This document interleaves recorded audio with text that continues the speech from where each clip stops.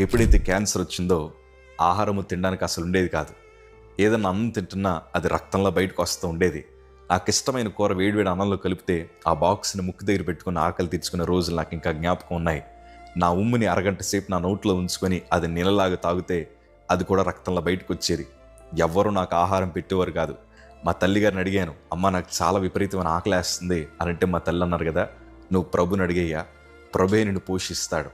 ఈ మాట కొంచెం వినడానికి విడ్డూరంగా అనిపించిన వాస్తవానికి అది నిజం. మనకి ఏది అవసరమో మనం ప్రభువుని అడగగలిగితే ఆయన మనలను పోషించగలిగిన దేవుడు. రక్తం ఎక్కడి నుంచి వస్తుందో తెలియక నా కడుపులో ఏమైనా ఇన్ఫెక్షన్ అయిందేమోనని పేగు ముక్కలు బయటికి తీసి మరీ పరీక్షలకు పంపించారు. అసలు ఎవరికీ అర్థం కాలేదు.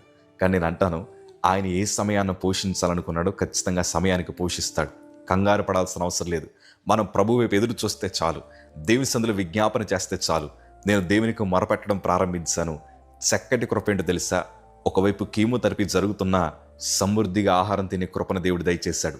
నా రక్తపు వాంతులను ఆపాడు. అప్పుడు నాకు అర్థమైంది ఏంటంటే, ఆయన మనల్ని పోషించాలనుకుంటే ఎలాగైనా పోషించగలిగిన దేవుడు. ఈరోజు సమృద్ధితో దేవుడు మమ్మల్ని నింపాడు. అదే సమృద్ధి మీ అందరికీ నా ప్రభు దయచేయబోతున్నారు.